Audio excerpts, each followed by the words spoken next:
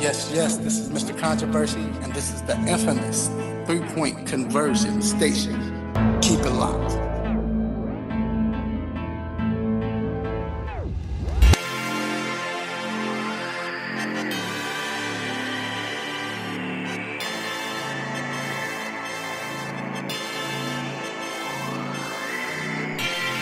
Yes. What another beautiful Saturday morning.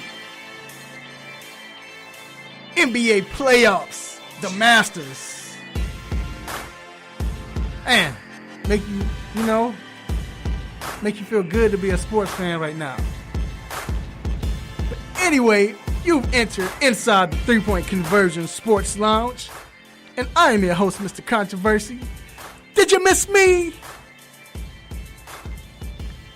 Of course, I am not doing this by myself. I got my man on the ones and twos, or handling the ones and twos. My man G, what up, G? Yo.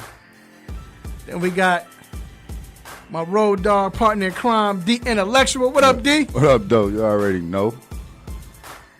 Man, I got something in my eye, man. Struggling. Itching, Pollen? Is it pollen? It must be. I don't know. That's the only thing. That's the only thing here. It's pollen. Don't they say if your left eye is itching, you get like $1 million or something like that? It's your left hand. That's how to get left hand. Hey, correct me if I'm wrong too, but I think that's what it is. Leave my eye itching. But anyway, what's going on, everyone? Man, it's another beautiful Saturday morning. We're excited about sports, and well, before I get into that, how was your week so far, D? Man, it was good. Can't complain. This weather's been great. You know, it was supposed to rain a lot. You know how the A do, but it hasn't been as much rain as expected. Yesterday was beautiful. They say the day is gonna rain, but again, you never know how right. the A is. They say it's gonna rain, and it'll be an 80-degree day with not a drop of rain. So we'll see, man. Right. Yeah, man. And plenty NBA basketball today. Oh, man. Of course, man. I had a good week, man. The fam, they went out of town for spring break. I had to stay. You take had care a good of some, week. Huh? Yeah, it's quiet. It's chilling. TV watching me, it was great. Whole lot of that. But not today, because I will be watching some sports. As you mentioned, a lot of games today. Man. NBA playoffs finally get to this point. Just one of them get some wings and just chill. Just chill right. days, you know what I'm saying? Yeah, I can't wait, man. Well, you can't get no wings, but yeah. But got a lot of games going on. Might be able to get some orange juice, ain't that right, G? But yeah, that good orange juice. But anyway, when you get at the Whole Foods, it makes it with for something. $8. Or the ones that the Hawks was grabbing. That's what I'm talking about. Mix that with something. That's 8 ounce orange juice, $8. Yeah, man. But that's ugly right there. Look, then we got the Masters. So excited about that. We're about to get into that. That's huge right now. That's exciting. I don't think people are leaving this weekend because they want to see what happens, but we'll get into that later. We also have a special guest, my man, Mr. Keith Pompey. He's the Philadelphia 76ers beat writer. He writes for the Philadelphia Inquirer. So he's going to be on the show talking about the 76ers. And then we're going over the Eastern Conference, the Western Conference. We have Atlanta Braves baseball. Now, Atlanta Braves are pimping the system. Man. Or pimping their players. Man. We will talk about that later. Got the pimp head out. Yes, the hat. Baby powder. All of that. Baby powder right. on the head. We'll get to that. And then we have Dr. Donnie Fowler III, the orthopedic from Ortho Atlanta, or for Ortho Atlanta. He's going to be in with the segment Ask a Doc. And we'd like to thank our sponsors. And, of course, the show is sponsored by Seneca's Barbershop, Salad Express, and Ortho Atlanta. Also, Sucker Free Life, LLC. So make sure y'all let your family and friends know they can listen to the show locally on 1100 WWWE AM radio. Also, they can go to iHeartRadio, look for 1100 WWWE. Tune in radio, Radio Now, the same 1100 WWWE. Then we're live on Facebook, on the 3 Point Conversion Facebook page. What's going on? Also on YouTube as well. You can call in at 404-603-8770 to give your 3 cents. Don't be scared. And it is time to get to these quick hits. Let's get it.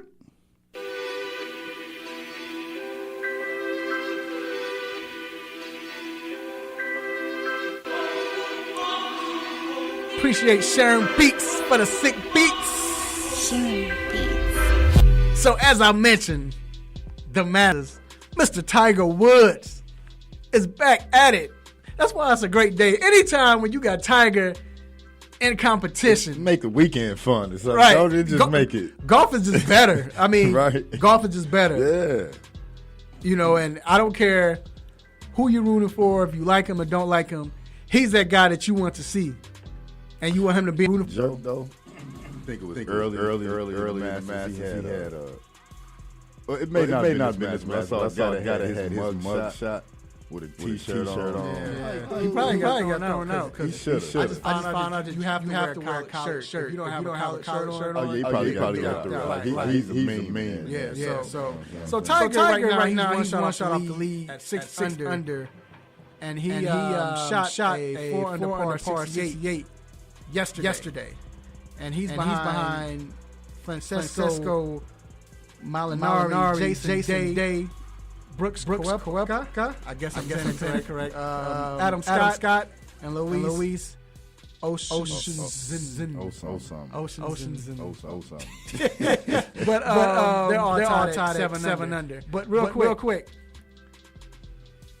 what does this mean for him to be there and then have a chance to win? For me, it just shows what he's been doing over the last year or so. He's been progressively getting better, showing that he's here. He actually could be in the lead. He missed two shots where he actually had been hitting all those shots all day. So he easily could be one over the leaders.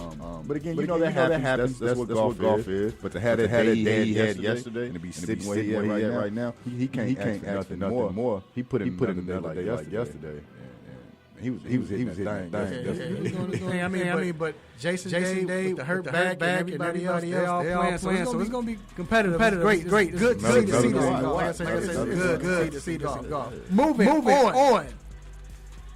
Mr. Robert Kraft's attorney argued Friday that the public release of video evidence in the prostitution solicitation case against him would invade his privacy. And Assistant State Attorney Greg Credos told the judge there was no evidence of human trafficking at the Orchid of Asia Day Spa. And wow. So it was a lot of mess going on with this. We all thought he was a rap. I did. He got money. Right. But still. Like when you see this, what are your thoughts? For me, so much bigger, right? So I look at like the other things. So this is Robert Kraft literally talking about him like paying for prostitution. That's the thing, right? But I think some of the other things done, which is like help meal, prison reform, and now this comes up, right? This comes up out of nowhere, out of a sting. Like for me, it's like, well, if you do this, we're gonna start going into your private life, doing things that people don't know about. So it's definitely sad. I mean, what's the worst that's gonna happen? Y'all gonna give him a fine? You know what I mean? Like it's. He's worth Billy, so it's not going like people already forgetting about it, you know. So it's not going to be big news. You know what I mean? Right. So we'll see what happens with that. I know he's elated about that. Moving on. Luke Walton and the LA Lakers mutually agreed on his departure. But now it's rumored that the Sacramento Kings are interested in Walton. Number one on their list. Do you think that's a good look? I think Walton's a good coach. But I think once LeBron got over the expectations went to a different place, right? And to not make the playoffs and the way your substitutions and things like that, it just wasn't a good look for the Lakers. Do I think he could be successful in Sacramento? Probably so. But also I didn't see I guess down the stretch, Dave Yorger. I don't know if I'm pronouncing his name. Jaeger. He down the stretch. He didn't finish because they were in playoff contention. Down the stretch, they didn't win the way they needed to be. But I was surprised that he got let loose.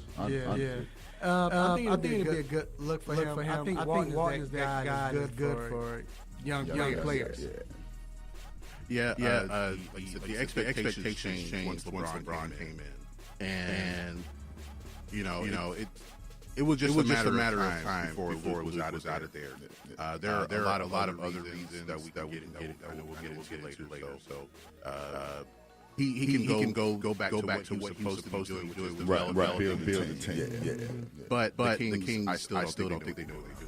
It kind of looked funky. Like it looks better, but this was the Kings' best record in 13. Right. So still fired. Right. That's what I'm saying. I think they knew that Luke was going to be right. Especially with being from LA. So, I thought he made the fame. But what does that do for young team, right? Like Sacramento. Dave came there and helped mold them and got Bobby Hill to play the way he's playing. Got De'Aaron Fox out here playing the way he's playing and down replaced. They were in playoff contention until March. Right.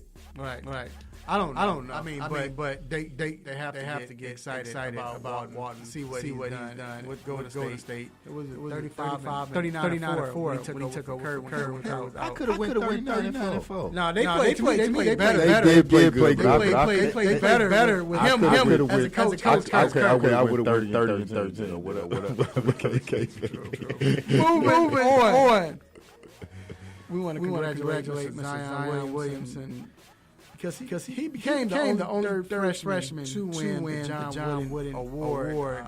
First, the other two were Kevin Durant and Anthony Davis, freshman. He won 19 awards. So get that boy his props. Yeah. So that was big. I want to big him up. Also, stemming from being on the NFL Commission's list, exempt list, last year, Redskins linebacker Reuben Foster has been fined two games and no suspension.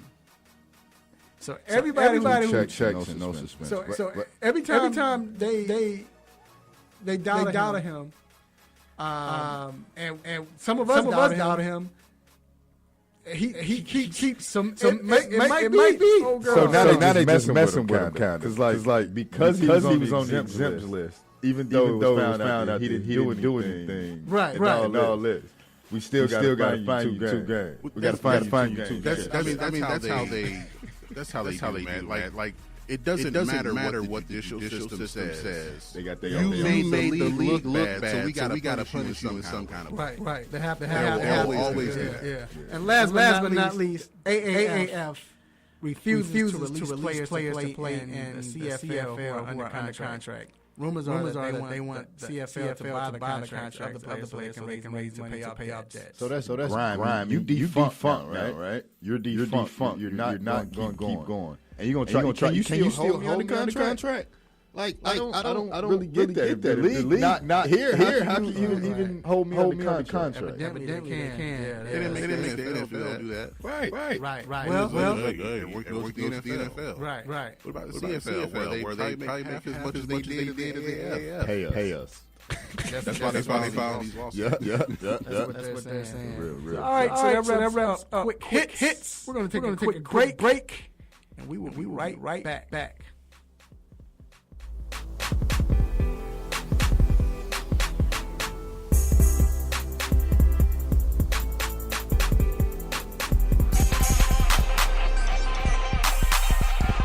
Hey, what's good? It's your boy Nate Burrows from NFL Network, CBS. When the illest do it. Hey, you listening to 3-Point Conversion Radio. Don't you go anywhere. It's lit. It's lit.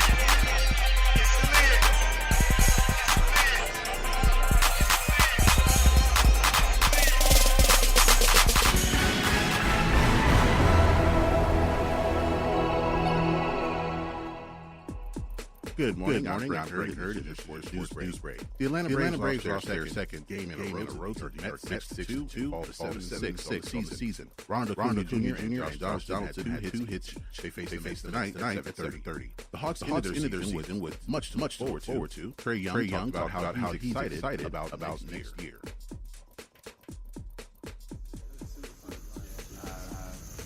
One of my favorite basketball period. I think what we did this year, it's also setting us up for better ahead. I'm super excited about the future we have here. Just because of how we play this year. The Hawks also will have his baseboard next season as he exercises his $19.2 million contract option. The Atlanta United road to the New England Revolution at 7:30 tonight. So make sure to follow the version for all of your sports news and updates. It's where fans matter.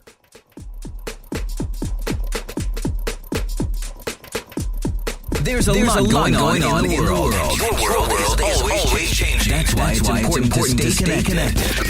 The latest entertainment and newest music. If in the air or on the air, it can be in the palm of your hand. Wherever you are with the iHeartRadio app. Over 1,500 live stations from across the country. Over 50 million songs to create your own custom station. Text iHeart to 455 to download the app or iHeartRadio.com. Standard text rates apply.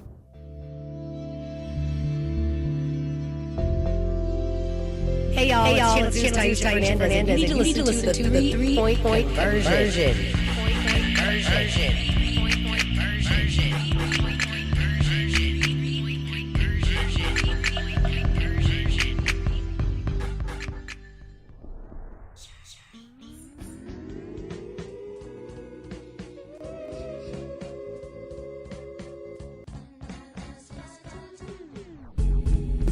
Yes. We are back inside the 3-point conversion sports lounge. I'm Mr. Controversy with my road dog, the intellectual. Yes. And this next segment is brought to you by Cindy Cuz Barbershop, located on 3000 Chapel Hill Road, Suite 206, Douglasville, Georgia. Make sure you all check them out. Great barbershop. Everyone can cut. No empty chairs. Most of them can talk sports. You're gonna talk unity.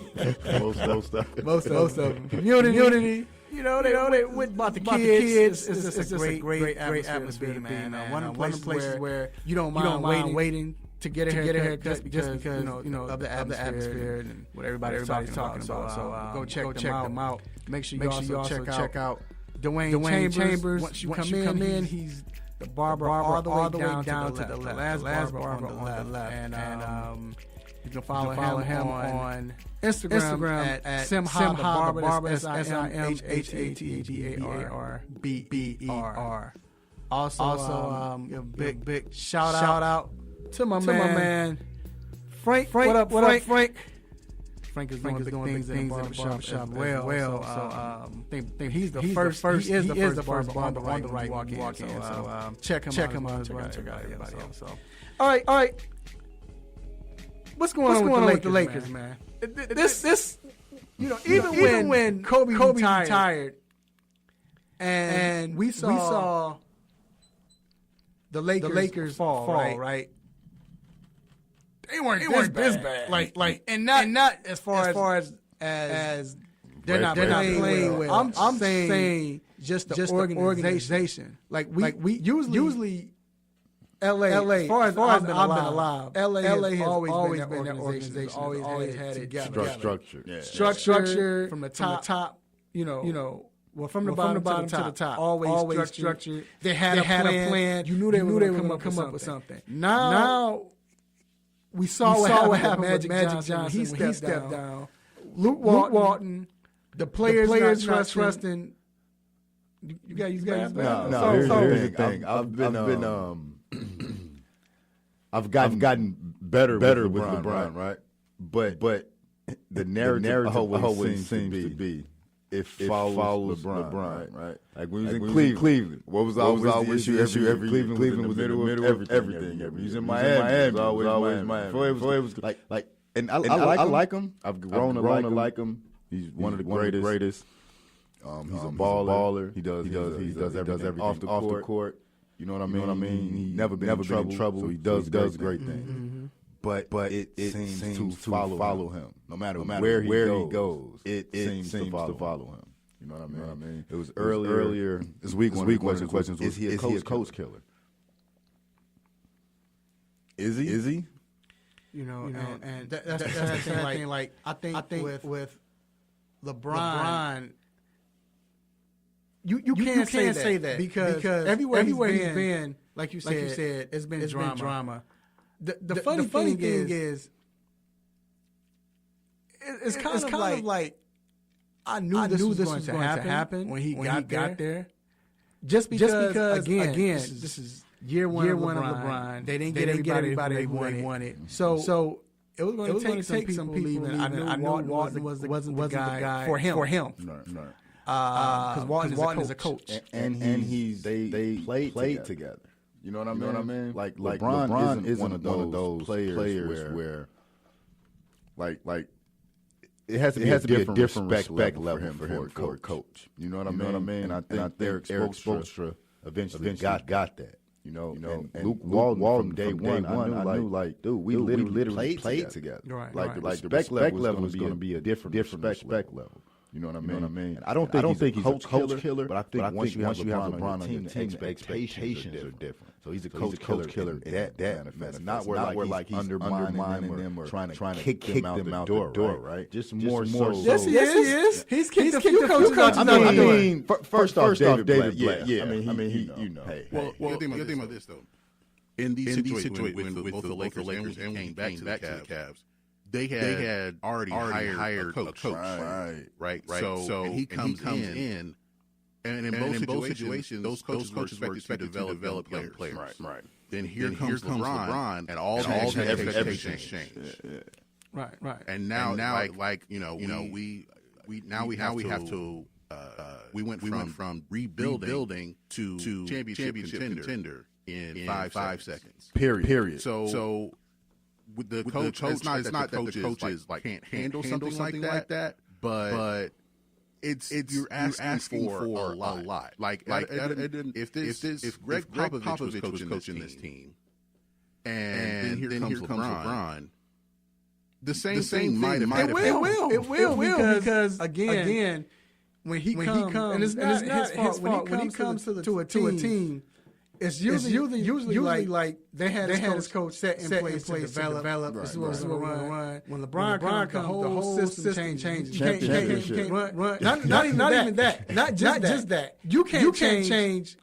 You have to change the offense. You can't run the offense that you were planning to run because he changes that. What you've been thinking about the last 3-4 months, what you've been working on, all that's out the window now. Yeah. Now you got to hold everything. So let's scale it back. So we saw what happened with Magic Johnson on I think it was Wednesday night. What are your thoughts? Can we justify Magic's move the way he did it and why he did it? No. I feel like he left everybody out on the bus. I feel like he bailed on LeBron. I don't like the way he did it. No. Well, I mean, I look at it like this. He still want to be that mentor, so these people call him. What about Brandon Ingram, Lonzo Ball? What about the players that's on your team? You could have been the mentor for them. You could have talked to them and all of this. Them. You know what I'm saying? Well, I get that being. What you mean talk to them? He said that he likes being the mentor. Ben Simmons called him. What about Brandon Ingram? Where they calling you, and you know what I mean? Like should have been focused on that. Like, and I get that being the VP of basketball operations a lot, right? And he kind of want to just do what he do. You feel me? But I mean, if you hire a job, it would be enough for the job for just to be him. But he also would all the stuff he was already doing. But then he saw all the restrictions. Like he can't tell Russell Westbrook, congratulations on the 2020 game. That's considered tampering. Basically, he get back on. But I don't think. But no, I don't even think it was that. I think he said that to use that. The key was he couldn't do what he wanted to do. They wouldn't let him fire Walton and fire Belinka. Yeah, they wouldn't let him fire. He couldn't do it. Then it's like, all right, so you're not letting me do my job.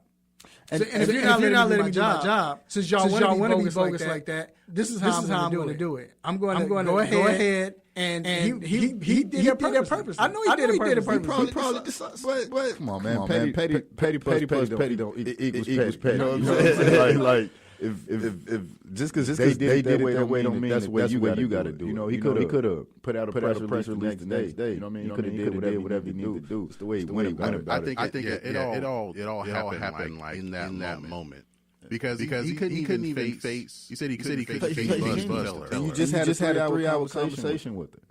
Nah, I think honestly, he did it on some petty. That's what it sounds like, man. So you 112 years old, still out here being petty. So let me ask you this. We talked about LeBron as far as you know everything seems to follow him. This type of drama seems to follow him. But my question is, should LeBron be worried? To me, honestly, no. I think LeBron know what he signed up for. And I take that even with missing the playoffs this year, right? Like he know what he signed up for. He knew that this team was not ready to be in the playoffs. Maybe he could have took the playoffs if he wasn't injured. But he know what he signed up for. He didn't sign a 1-year deal with a 1-year player option. He signed a 4-year deal. True. But I'm not again. This is much bigger than just my team. I think he understands that. I'm speaking on what's going on with the organization. Because this is a lot of drama. Like we talked about drama follows LeBron.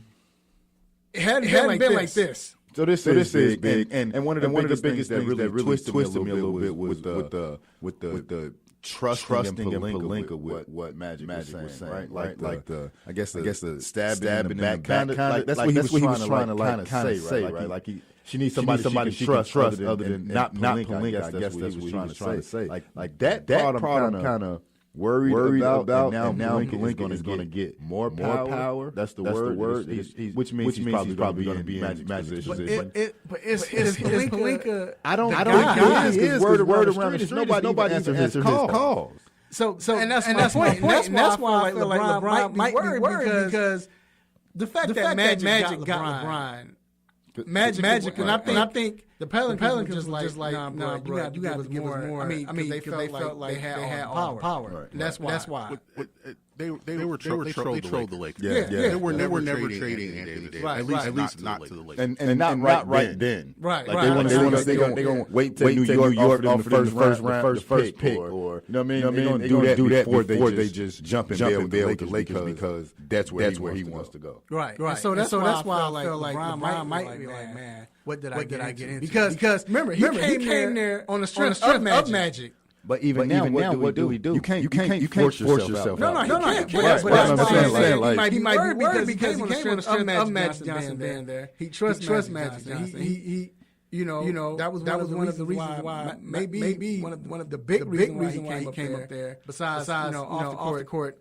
But trust a big word in this industry, bro. But look, but it wasn't. It's not. I guess it's not Magic's fault in a sense. I mean, because now, like I said, you come in there, you think Magic there. He feel like he got it around. He has a plan. It didn't work this year. That's fine. We have next year. But what Magic feels like he wants to do and needs to do to get this team straight. Jenny is like Miss Jenny is like no, and it's definitely a couple things with that. Definitely a couple things. One is that Magic said that by year 3 he was going to step down.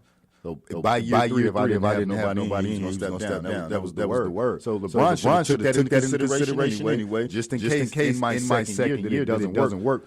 He going to step down. But also with that, like you can't. So if you know LeBron came over because of you, you can't call that brother.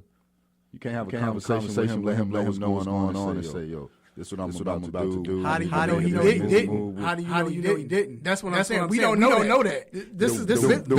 So the word is nobody knew until it was right there. But we all know the word. Right. And I think Magic let him. And honestly, I think Magic let Jenny know. I wouldn't be surprised. Brian also to go to the exit interview. Right, because he upset. Yeah, he upset. I mean, I'll be upset the whole situation. I would be upset too. Yeah, me too. That's it's like I said, rough. I think Pelinka need to go too, personally. Hey, yeah. Look, like Charles Barkley says, right now, Kareem Abdul-Jabbar is rolling in his grave. Kobe Bryant in his grave. That's it. Probably right now. Kobe Bryant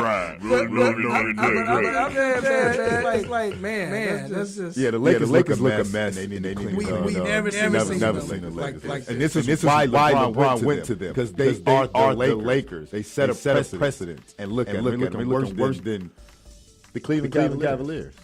Cleveland land right now. Right. All right, we're going to take a quick break. This is crazy. We will be back to talk more NBA basketball. Keep it locked.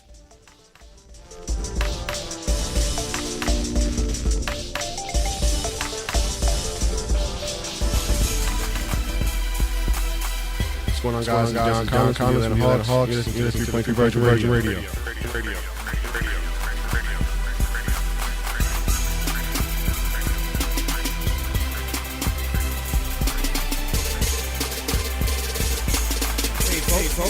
Josh is here to reveal some big news to all the AM 1100 listeners. I have an app. That's right. You can now check out all your favorite programs right here on the Real with the Real 1100 app. Whether it's sport, entertainment, or lifestyle, the Real 1100 definitely has you covered. So why don't you tell me how much it costs me? Here's the best part. It's available in your Google Play or Apple App Store, and it's free to download. Actually, you can count me in. So download the Real 1100 app today. Stay in tune with the Real. Yo, chilling with the 3-point conversion sports line. Chad, John.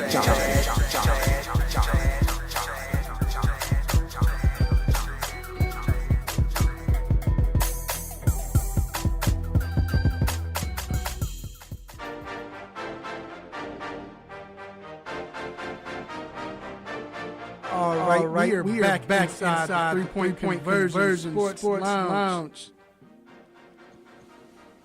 Yeah, that was an interesting conversation. We're about to have another interesting conversation. Man, it's a good feeling when you can call people to come on your show who have inside. I'm talking real inside. And then it's good to have celebrities come on your show. We got a few. I want to bring in Philadelphia 76ers beat writer, right, Philadelphia Inquirer. My man, Keith, what's going on, Keith? Yo, what's going on? Hey, how you? I'm good, man. I'm good. So I know, and I appreciate you coming on. Y'all don't know. Like I said, he covers 76ers. He's probably on his way right now to the stadium right now, so cover him. First off, man, I gotta ask you. We gotta start with Embiid. You know, it's doubtful. I know you probably was at practice yesterday. He came out and said he's doubtful, even going on. What is the mood of the team right now, knowing that it's a big possibility that he might not play today? It's kind of like hey, you gotta go. I mean, you think about it.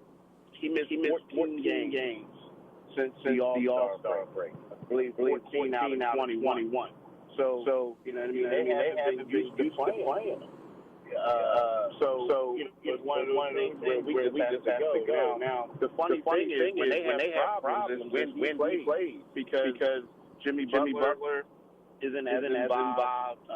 Tobias Harris isn't as involved. So the thing that they have to make adjustments to when he comes back, how are they deal with that? Series.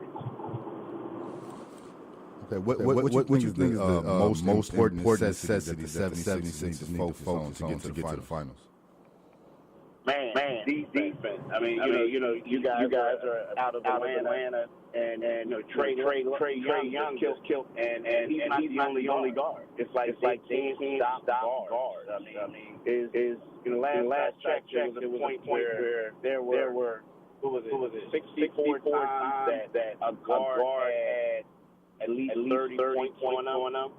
That's great. So it's one of those things where they just need to stop the perimeter D, and right now it's just a matter of trying to outscore opponents because they keep getting torched, in the perimeter. Do you think that has something to do with the big lineup they put out? It does.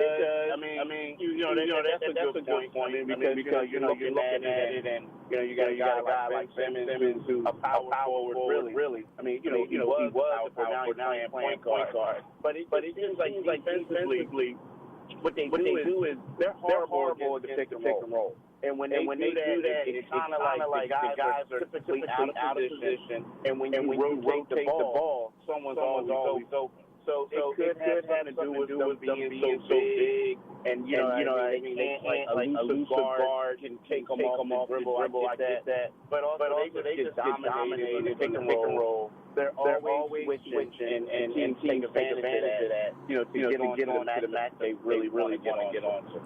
All right, and once again we're here live with Philadelphia 76ers writer Keith Pompey, who writes for the Philadelphia Inquirer, and you can follow him on Twitter at Pompey, that's POMPEY on Sixers, and you spell out Sixers S-I-X-E-R-S. So with all of that being said, talked about the defense and everything. We said Embiid is not playing game one. We don't know how long he will be out. With all of they still have scoring power with Jimmy, Ben if he wants to, and also Tobias Harris.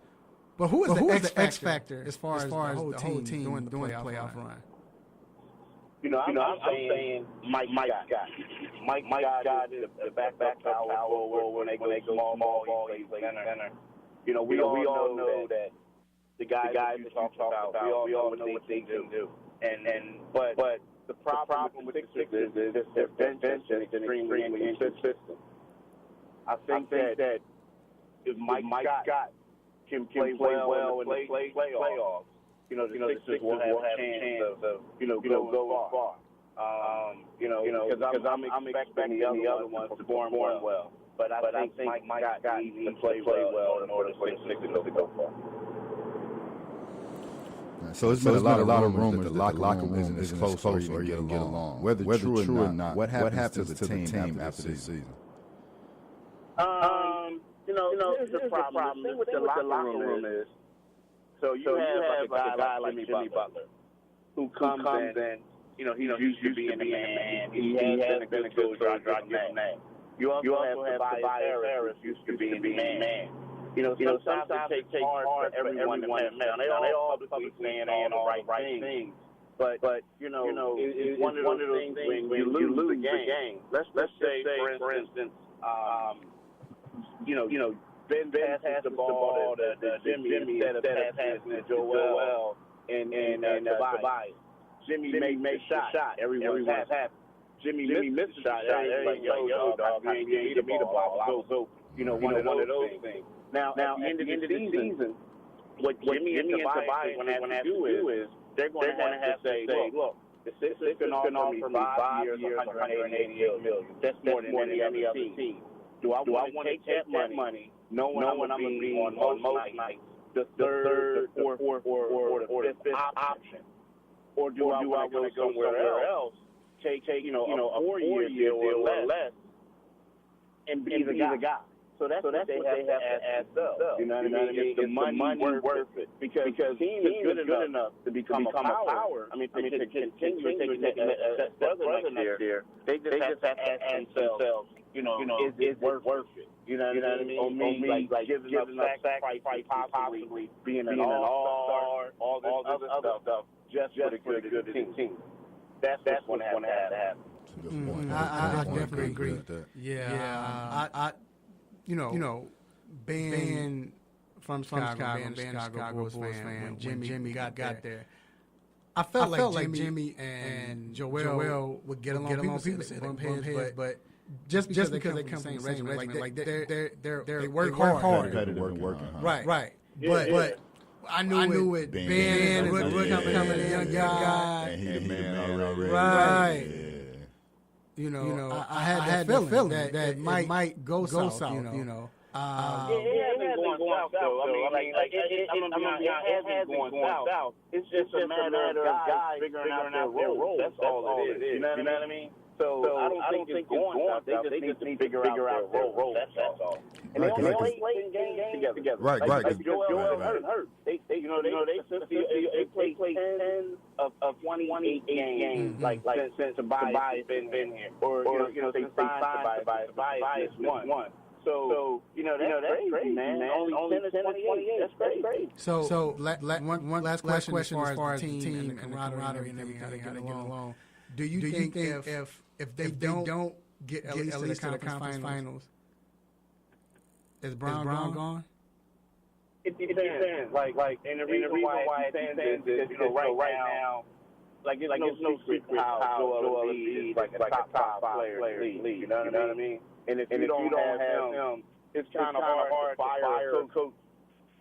Justify getting rid of a coach when he's saying, that's like Tyler saying, you're going to fire me now and LeBron. Well, they did.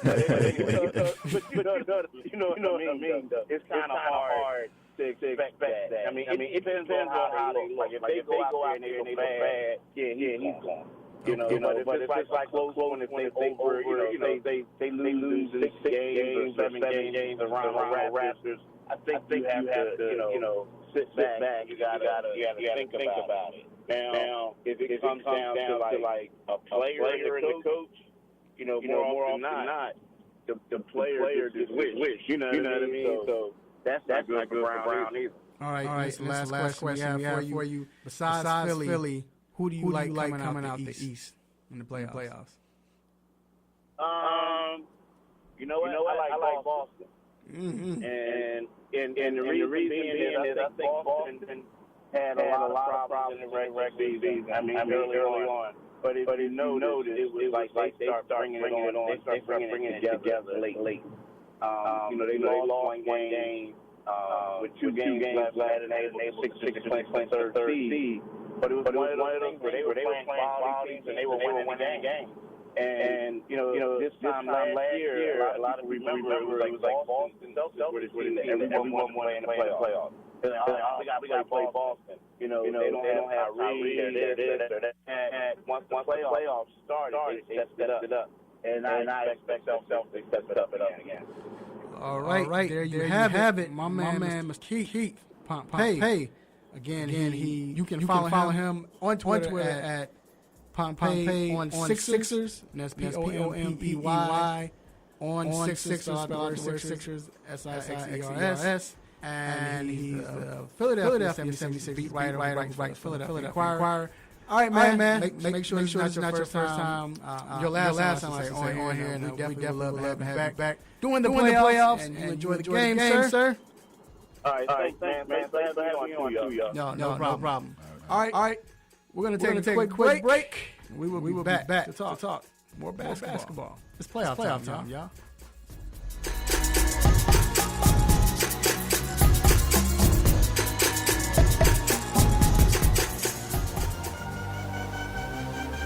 Three-point conversion, Kevin Hurd with the Atlanta Hawks.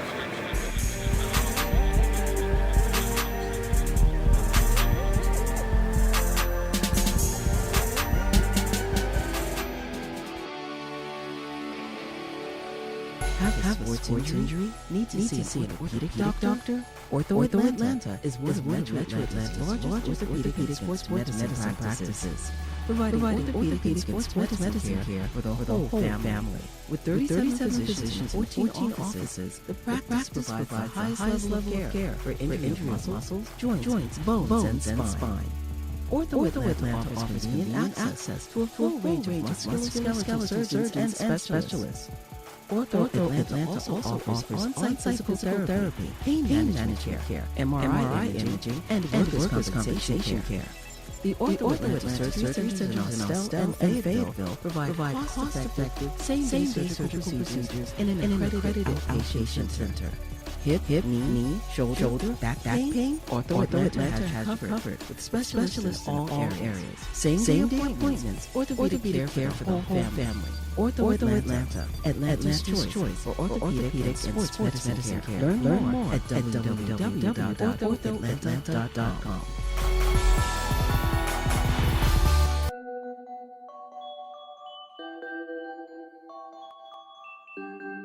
Happy Saturday, sports fans. It's your boy Sherm, a.k.a. the Lord of the Beats. You are currently inside the 3 Point Sports Lounge. Man's controversy, the intellectual, and of course my dog G behind the boards. Cheers to the freaking weekend.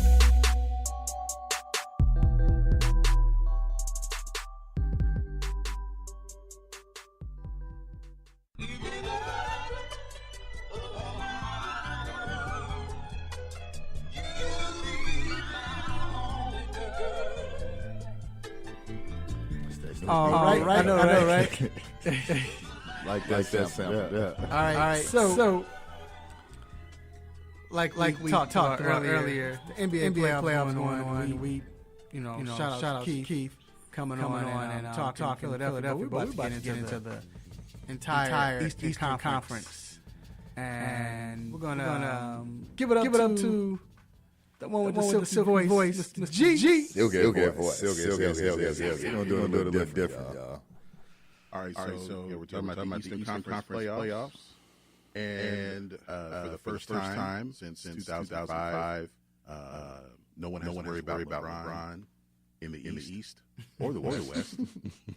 So it seems wide open this year, but I'm gonna have one question about each series in the East, and we'll get to the West a little later. All right, so we'll start with the 1-8 matchup, which is Bucks, who are the best record in the league, and the likely MVP, Giannis and Antetokounmpo, and the Detroit Pistons, led by Blake Griffin, Andre Drummond. They squeaked in, took all the way to the last game of the season to get to the last spot, but they're in with Dwayne Casey in his first year with the Pistons. Well, ask this. I'll start with you, D. What can the Pistons do to even make this a series? Play like that Pistons team that we see sometimes. I think they were in fourth or third earlier this year, right? Blake was almost an MVP candidate. When Reggie Jackson was not jacking up threes and trying to act like he was the second coming of Russell Westbrook. If First off, I think that's the biggest thing. If Reggie Jackson plays his part and not try to act like he's the MVP of the team. Like let Blake do him, let Andre Drummond do him, and you run the offense. They can do that. They can make it interesting. Not win. It could just be interesting. All right, same question to you, Mr. Controversy. I say it's hard to say they have a chance, but I say triple team Giannis. Make someone else beat you. I think you have a chance. I wouldn't be surprised if, as a matter of fact, that's my upset. Detroit is beating Milwaukee. They're gonna upset them game one. I think Milwaukee will adjust, but just triple team. I mean, make someone else beat you. Put Drummond on them. No, he's going to. You already said that no center in the league can guard him. He's going to make sure he proves that. So I would triple team him every time he gets the ball. Triple team him and just make someone else beat you, man. I think if that happened, the other players would be shocked at that. And they wouldn't. And now the pressure them to hit a big shot or hit a shot, and they might choke. So I say do that. Make them adjust. I don't know. I think they didn't hit two threes for you to triple team. Giannis. Who's going to hit threes, though? Middleton. Is Middleton playing game one? He is. He's been out. Yeah, I thought he's going to be out, middle of the first? Brook Lopez. Stop it. What? Lopez one of the best point shooters out there. Yeah, Mirotic is still out, so is Tony Snell. Can you give him he said the best 3-point shooters out there. You mean for Brooklyn? Yeah. I thought you meant like NBA. How many 3-pointers he hit? He had like almost 200 3-pointers. That don't mean he the best 3-point shooter. On the team, maybe. I know. I'm just saying NBA. He's one of the most prolific. like 35%, almost 40% 3-point range. If we're and that's my point. If you're gonna base it off that, you're gonna trust Brook Lopez to shoot three. I'm taking my chances on that. And if he does, hey, he beat you, but no. I'm come on. Like I said, triple team him, man. Oh, you want to know what 36.5% 3-point range this year. Yeah, I'll take. He's decent. He's not one of the best. That's what I'm saying. But anyway, I need to stop. We know he's not going to rebound. No, he's not. But I need to stop him, though. All right, stop it button broken right now. Stop it. That was me saying. Go ahead. So you. All right. So the second matchup, the 2-7 matchup, is the Orlando Magic. That game is today. So Star University with this series, will all the game what is intriguing about this series at all? Because you have a team that you have Vucevic, star, an all-star this year. And then you on the Raptors you have the quiet superstar in Kawhi Leonard. What's the most intriguing thing about the series, if there is anything? Man, I don't know if there is. The only thing I can think of is what's most underrated about Orlando is they have a bench, and I think that can help them when not saying Toronto doesn't because they have a quality bench, but it's really no drop off when Orlando start resting players. And you know what? The most intriguing thing, just thinking about it, can Gasol stop Vucevic? I mean, that's going to be a matchup to look for. How impactful will Gasol be for Toronto? You know, we hadn't seen it as much. They've been bringing him off the bench, but I think they've been saving him, and they're about to unleash him. But how much of a factor will he be in this series, especially playing against someone? I mean, because think about it. When does Gasol have to play against a center and really guard him one-on-one like that happens with Vucevic? It doesn't happen that often. So to me, that's the most intriguing matchup in the series. All right. Deep. What do you think? So I found out I think last night. I can't pronounce his name. Anunoby. He's out indefinitely after appendectomy. So I think that's going to definitely goes into their bench. Like Mr. Controversy said, I think that center matchup is going to be very big because we've seen what Vucevic. We've seen what he can do, and it's not just this year. He been putting up numbers since D. Howard left. He has been doing his thing. But I think also what's going to go into it is coaching. I'm sorry. You got first coach Nick Nurse. You got Steve Clifford. He's been around for a minute. So in the playoff rotations get a little smaller, and that's when coaching really goes into it. So I think one of the biggest things for me is going to be coaching and what happens that way. But Orlando barely snuck in, right? They barely got in. And they're playing a number two team who's been one of the best teams in the league all year. So I hope they can make it a good series. But for me, I'm expecting actually a four-game sweep. All right. Now we will move to the 3-6 matchup. The previously mentioned Philadelphia 76ers take on the Brooklyn Nets. We've seen with the Sixers problems they have with Boston. And he said earlier, Boston has a great chance to come out of the East, especially if they end up playing the Sixers. In some way, seem to have that number. But do you think that Jared Allen of the Nets Does he have his hands full? I mean, he will have his hands full with Embiid, but do you think he could actually slow him down or stop him physical enough in a similar way that Horford and Baines for the Celtics have been? So like you say, you can't stop him, right? I think we can understand that. But I think he's big and fast enough to beat him up, right? Like it may be some of them points where Embiid starts shooting threes, right? You know when you're watching the game, he's dominating, he starts shooting threes, starts shooting jump shots. I think that's where Jared Allen. We know he has good defense. We know he can rebound. And if he get the ball in the post area, he's gonna try to dunk on you. He's gonna go hard. Jared Allen isn't scared. He's gonna play hard. I think Philly's issue is more so going to be D'Angelo Russell. Like we heard from Keith, they have had issues. 660. I think they gave up most 30-point games to guards throughout the year. And now you got a rejuvenated D'Angelo Russell who just made an All-Star game and took his team to the playoffs. He's on national stage, so he can really go against a team like Philly. I think that's big for him.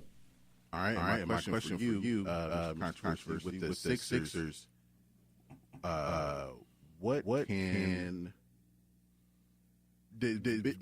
is this a series where Ben Simmons refusing to shoot jumpers get them in trouble, or do you think they can still get away with it? Well, I think now it does, knowing the fact that Embiid can be out, could be out for a while. So he has to step up some way somehow. Now it's up to the Nets to force him to shoot jumpers, but they won't because he won't shoot him. He's not going to shoot him. Like honestly speaking, and I promise to God, I barely got hit in the head from an air ball. Honestly, when I was out there when he was practicing the Hawks, when he was before a game, I'm filming whatever. And the ball, I had to move out the way because I almost hit the head, just because he can't shoot. So he's not going to shoot. And like you said, it could hurt him. The thing that's going to help the Sixers is the fact that Jimmy will become Jimmy if he has to. And you have to lean on it. So I think with him not shooting, as far as I lost my man Ben, I think that with him not shooting, I mean he'll be all right just because you do have Jimmy. And even Tobias. So just to stay on that for a minute, that's going to be my upset pick. Because I think that they got a lot of bodies to throw Ben Simmons, Chris Levert to Rondé Hollis Jefferson. I think they got enough people to throw on him. And we know Joe Harris will shoot that thing. All right. And the last matchup, we've got Celtics and the Pacers. I was surprised the Pacers are even here. Oh, man. But I'll ask you controversy. The Celtics, what do they have to do to avoid some kind of letdown against apparently a very scrappy team? Get along. Play it simple. Get along. Trust each other. The problem with the Celtics is the fact that they can get to a point where we'll say Tatum is going to get his, we know, but Brown will feel like, well, let me shine. Then you bring in Rozier want to help out. What might be a blessing in disguise for this series is the fact that what's his name? Smart is not playing. Now that shortens the rotation, but now people get more playing time that you want.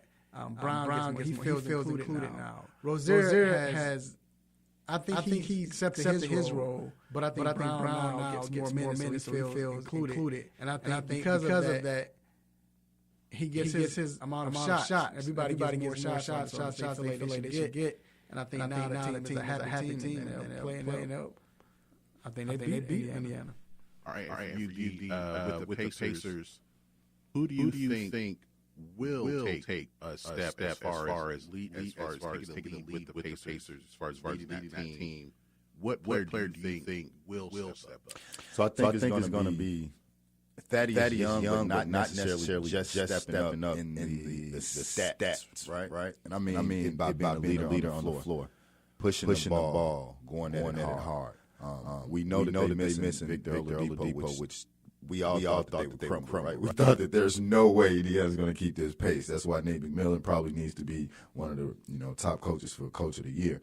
But I think it's Thaddeus Young pushing the ball, playing his brand of basketball, which is going to allow Indiana to play their brand of basketball. As long as they stay in their brand of basketball and not try to play one-on-one or try to play the Boston Celtics type of basketball, then I think we're going to have a tough series. I mean, Miles Turner has been playing great defense. Like, his defense has been out of this world. So if he can do that, and that's going to also do something against Al Horford shooting a three or bringing it in because of the way Miles Turner play. But I think Thaddeus Young standing up, being that veteran, knowing that Oladipo out, he's been here before, and just showing the young guys what to do.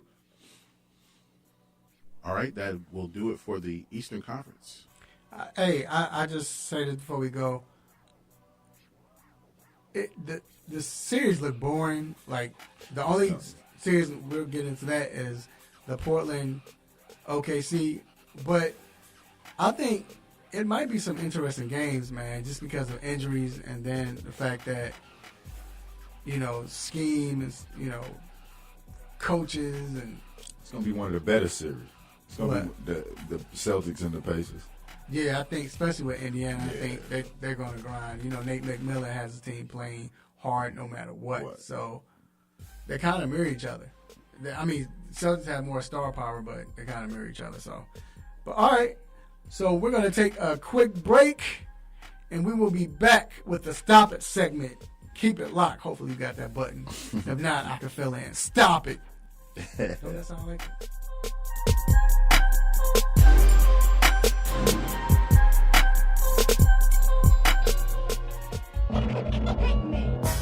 What's happening? It's your man Big T doing big things. Y'all know what it is. ATL Hawks official DJ and Rap City Forever. You're checking out the 3-Point Conversion Radio. You dig?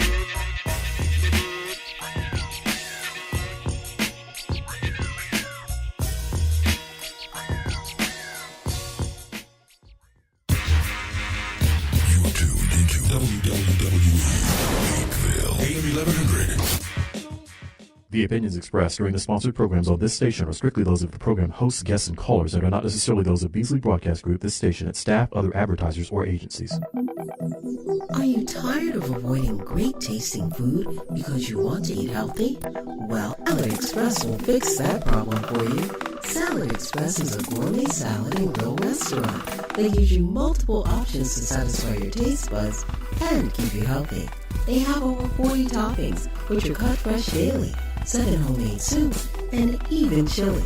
You can also order hot sandwiches and wraps with choices like grilled chicken, steak, salmon, and shrimp, which can be added to salads too. So go ahead and visit them today at 1055 Mansell Road, Suite 600, Roswell, Georgia, and 1171 La Vista Road Northeast, Atlanta, Georgia.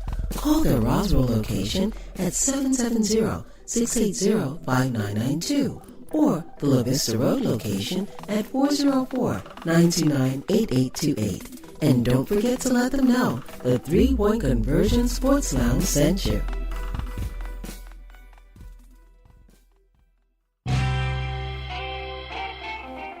No mercy, don't let up on him. Go hard on Mr. Controversy. Hit him with the stop it button.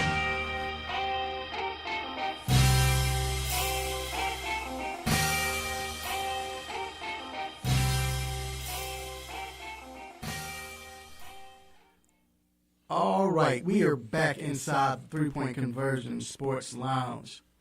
This is the time where we like to thank everyone who is listening live or watching Facebook Live or YouTube. We appreciate you all for your support. We ask you all to continue to give us support. And I also want to give a big shout out to big-time Falcon fans. Sometimes don't wonder why he's a Falcon fan. I know this is Atlanta, but he's a Falcon fan. talks like they're going to win it all every time he gets a chance, but I don't know. I don't understand it. And finally, he's making appointments. I want to shout out to my man Chris, who is getting a haircut right now in Z's chair. What up, Chris? Yeah, man. You keep supporting the Falcons. You do that. We'll see where it takes you. All right. It is now time for the most infamous, the most famous Stop It segment. Let's get it. Stop it! Stop it! Stop it! Stop it! Yes, S-T-O-P, new word, I-T. Stop it! Stop it. Get some help.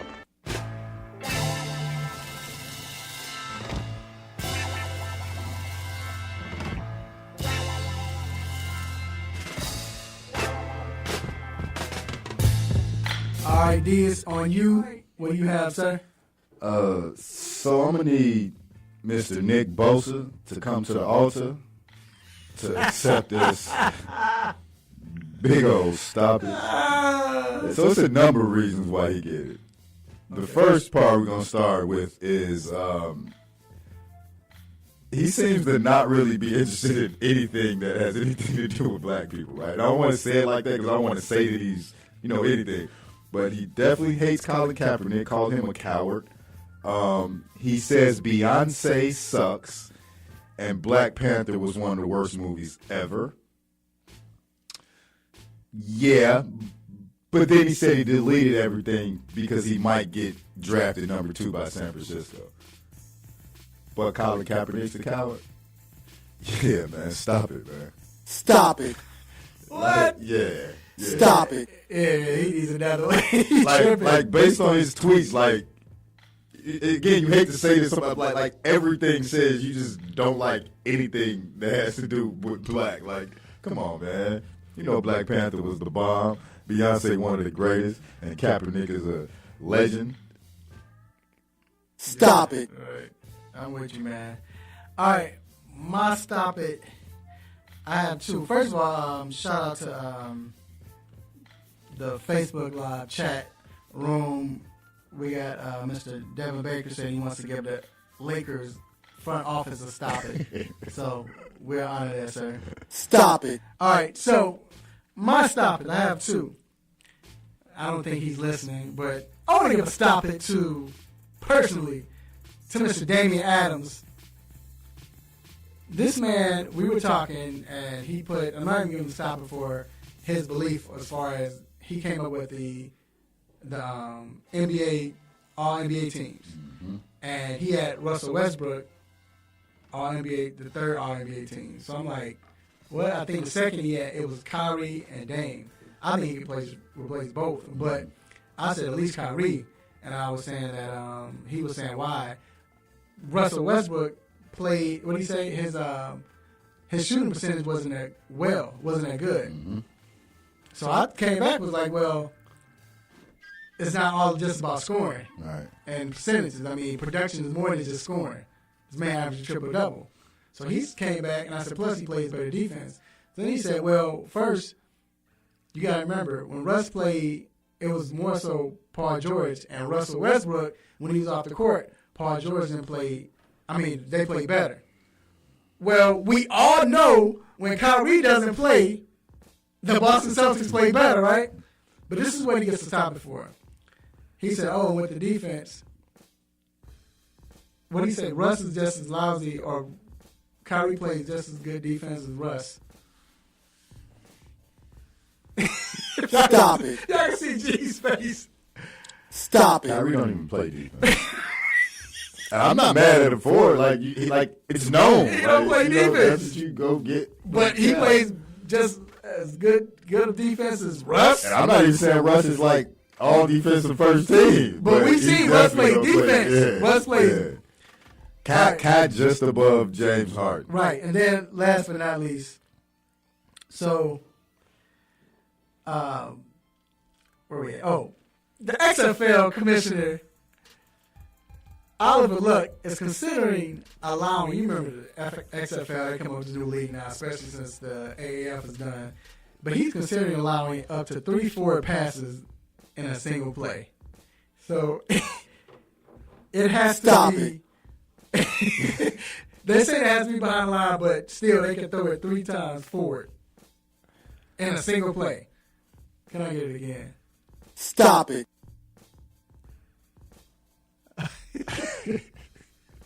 Stop it. That's crazy. Oh, and so we gonna get ourselves to stop it because we got a new listener that's listening. Shout out to Boss Lady Sean. She said we need to stop it because we don't talk enough about women's sports. What women's sports are playing right now? Yeah, it ain't really nothing popping yet, but when it comes, we talk about Serena all the time. So we get it going. I mean, the NCAA tournament we did, and I get that, but the NCAA tournament don't talk about the women's NCAA tournament. But, hey, we got an honor that gave it to us, so. Stop it. All right, Sean, I got you. All right, so you got one? Yeah, I got one real quick.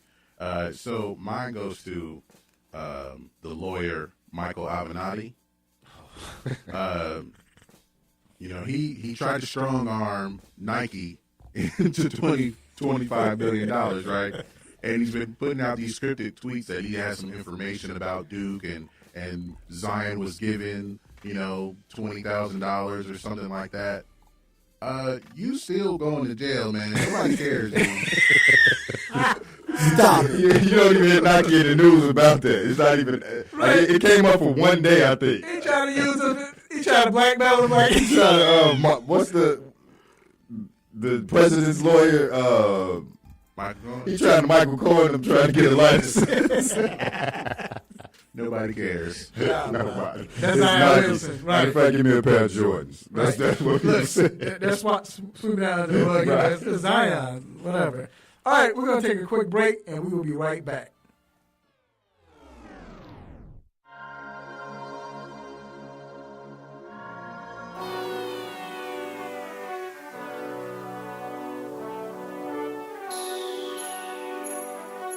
Let me break down to y'all what's so dope about the three-point conversion. First of all, everybody is a fan of the game first. Second of all, everybody is a student of the game second. And third of all, we're the average sports fan just like everybody else. We're not coming in here, walking with our nose tipped high, acting snooty, acting brand new. This is a grassroots organization. Bar none. The three-point conversion, where fans' opinions matter. Be sure to visit the website, www.the3pointconversion.com. Get your fix, get your articles, multimedia, and everything else that you, as a sports fan, need. So again, the3pointconversion.com.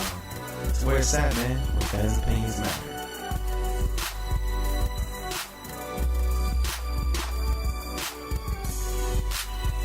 There's a lot going on in the world, and your world is always changing. That's why it's important to stay connected. The latest news, the latest entertainment, the newest music. If it's in the air or on the air, it can be in the palm of your hand, wherever you are, with the iHeartRadio app. iHeartRadio.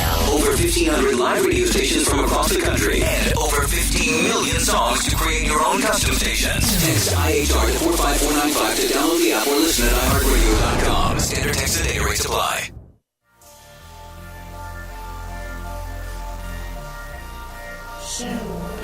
Hi, this is Dee Dee Kinkabala with the NFL Network, and you are listening to the 3-Point Conversion.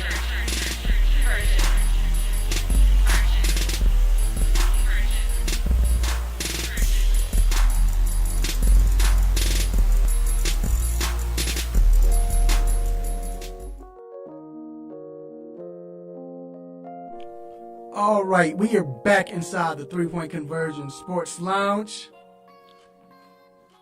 Once again, shout out to Syndica's Barbershop, man.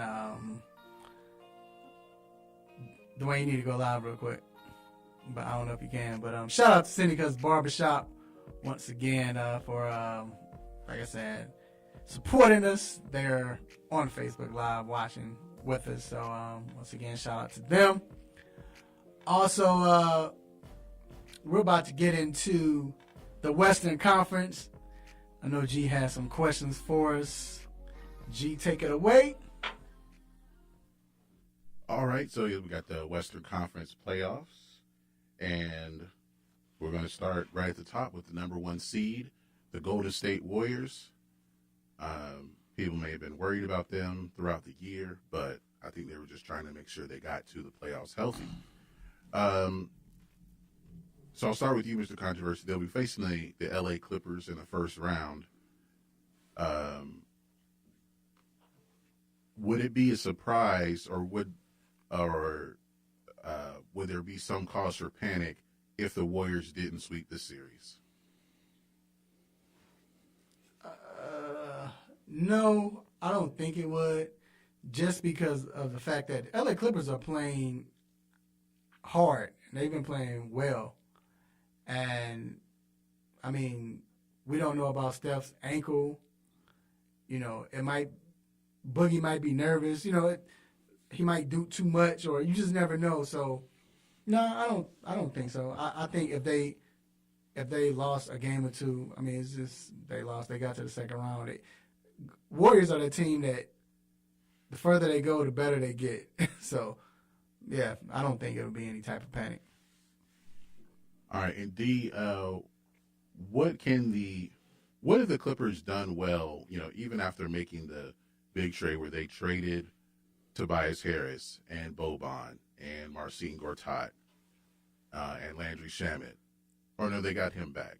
They got him back from the Sixers. But what have they done well to even make the playoffs when it seems like they didn't have the roster to do it? Played hard, never gave up, and not every day it's a different guy. You know, one night it might be Montrez, one night, or most nights it's Lou, though, because Lou putting up numbers. But another night it can be Danilo going off. And we know every night Patrick Beverly shows up. So I think his heart is what this team has become. So I think he's actually the leader, you know, and he's a leader with his heart and soul. And he's formed that team, and Doc Rivers also, and said that's what we are. And they've accepted that, and that's why they've been able to be successful. All right, and we'll go to the next matchup, the 2-7 matchup, Denver Nuggets against the San Antonio Spurs, and it's actually the Spurs who are the 7th seed. That may surprise you. Right. D, I'll ask you first. Should Denver be on upset alert with this series? Yes. So I haven't trusted Denver. I haven't trusted Denver the whole year, like for whatever reason. I know that the Joker has been on a tear. You know, I've said I've liked him and how I feel about him. Murray has done his thing. Gary Harris, you know, they got Paul Millsap, which is their veteran for the team. But you're playing against a San Antonio team that has Greg Popovich. So anytime that he's a part of it, I think you need to be thinking about that. And then you also got to think about the fact that Denver has no playoff experience. They have a few players that has playoff experience, which I mean by very few. But they were a team that just last year didn't make the playoffs, and now they're in number 2. So I think that's always something to be worried about. Mr. Controversy, what can the Spurs do to make it a series and maybe even win it? I can't believe he said he doesn't trust the Nuggets when they've been number 2 the whole season. Hey, get to the playoffs and do it. You got to get out the first round. They have no playoff experience again. So what can the Spurs do? Rely on Pop. And just what D said, I mean, it was a great rebuttal. Hey, you have more experience than these guys. So, I mean, rely on experience. It's tough because, I don't know, like, you don't have that guy. DeRozan can take over, but in this offense, he hasn't done it. So will Pops take the chains off of him and say, go ahead? Maybe. And then, too, Aldridge got to ball out.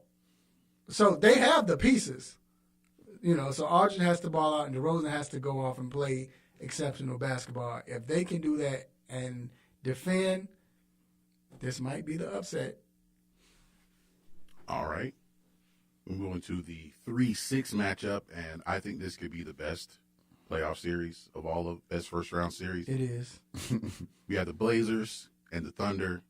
The the headline is going to be, McCollum and Lillard versus Westbrook and Paul George.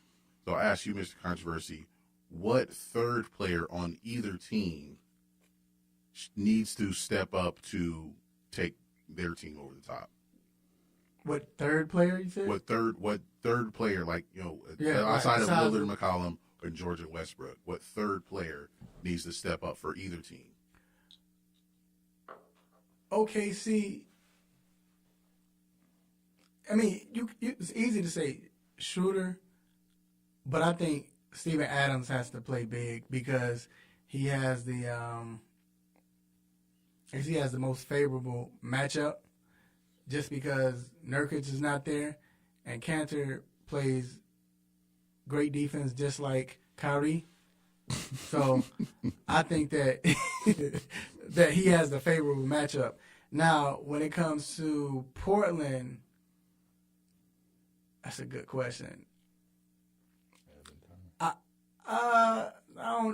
Turner, yeah, but I don't know, man. I think Amanu needs to play well. If he can shoot the three, stretch them out, and then still be able to be active on the defensive end and on the rebounding, that'll be huge for them because with Nurkic gone, they need someone to step up. Evan Turner, as you mentioned, he's good, and he's going to come in, but his job really is to run the second offense. Like, he's not going to score 20 points. They don't need him to do that. They need him to run the offense, score 10, but get everybody else involved, calm everyone else down. Whereas Amano, he can be that guy to, score, but shoot threes to draw the defense out, but then attack the boards and play defense. So I like those players to step up. All right, and D, what can the Thunder do to slow down Portland's backcourt? I don't think you really can slow them down. They can only stop themselves. So I think the biggest thing though is McCollum hasn't played. He played the last game or the last two games, and he played 10 to 15 minutes apiece. So I think he's going to have to work himself back into playing. I don't want to say playing shape, but get the feel. You got to get the feel back. When it comes to Dame, I think him and Russ are just going to go at each other. Ooh, that's about to be the best. Yes, I just think they're going to go at each other, and it's no stopping him. Like, Dame pull up from one step in the half-court lane. He'll go to the rim on you, and he's going to do what he do. So I don't think that necessarily you can slow down Dame because they're going to be going back and forth at it. But I think that McCollum is going to be easier to slow down because he's been out of the game. And then you also going to have a defensive player of the year, possibly person guarding him with Paul George. All right. And the last but not least, first-round matchup in the West, we have the 4-seed Rockets, who fell to the 4-seed on the last day of the season. And that's a horrible place for them to fall, too. So they'll be facing the Utah Jazz, the 5th seed. I'll ask you, D, with the style of play for the Rockets, is Rudy Gobert going to be pretty much useless in this series? I don't want to say that because of the way that Clint Capella plays, right? Like, he plays at the rim. He's not like he's going to be away from the rim.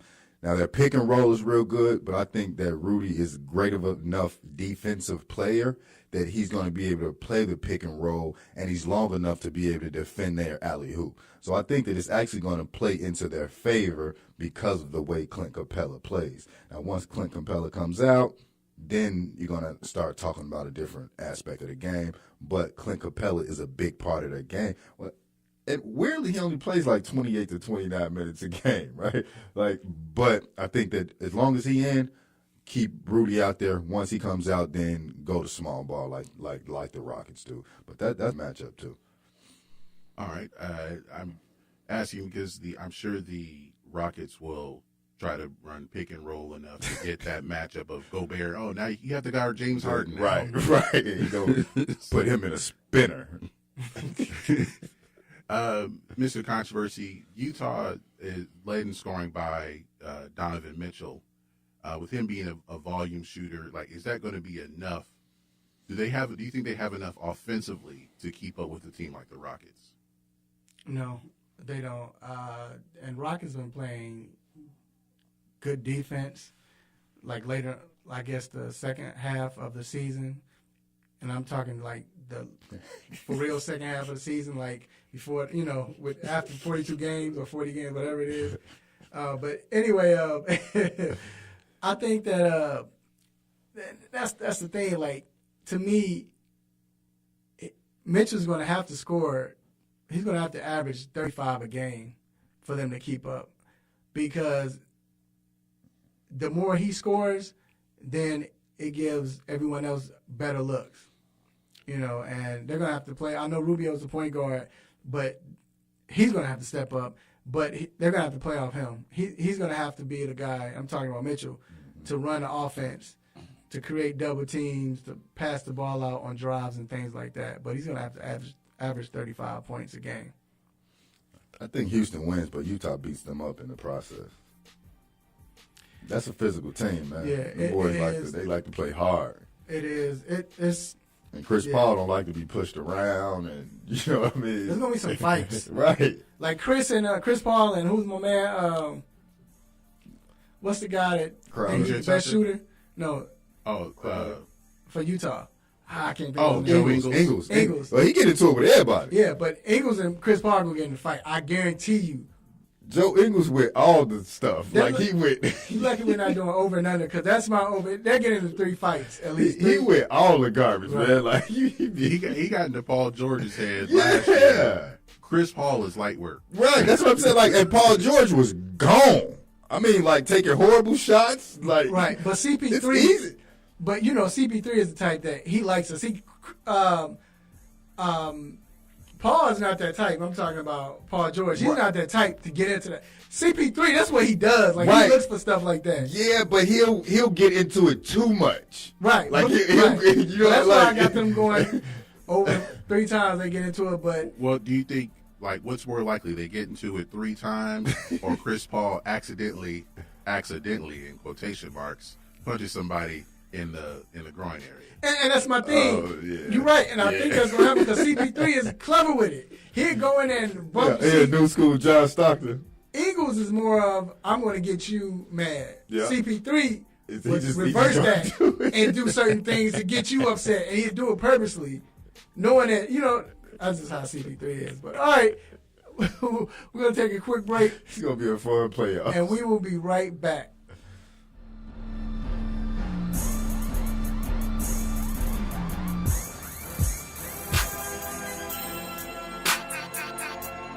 What's up, people? I'm Real Mike Rob, Super Bowl champion of the Seattle Seahawks. You're listening to 3-Point Conversion.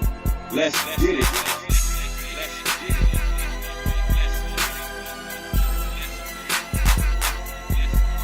Hey folks, Handsome Josh is here to reveal some big news to all the AM 1100 listeners. I have an app. That's right, you can now check out all your favorite programs right here on The Real with the Real 1100 app. Whether it's sports, entertainment, or lifestyle, the Real 1100 definitely has you covered. So why don't you just tell me how much it's going to cost me? And here's the best part. It's available in your Google Play or Apple App Store, and it's free to download. Actually, you can count me in on this one. So download the Real 1100 app today and stay in tune with The Real.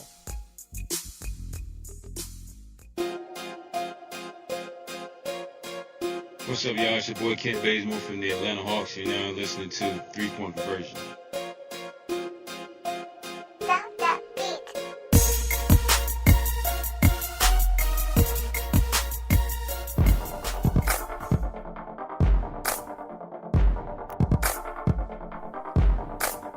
All right, we are back inside the 3-Point Conversion Sports Lounge. It's time for Ask a Doc. And we have a doc on the line, Dr. Donnie Fowler III, orthopedic for Ortho Atlanta. What's going on, Doc? How you doing today, sir? What's up, guys? Doing well. How are you? Well, man, we're doing good, man. We're in here chilling, literally. But we're good.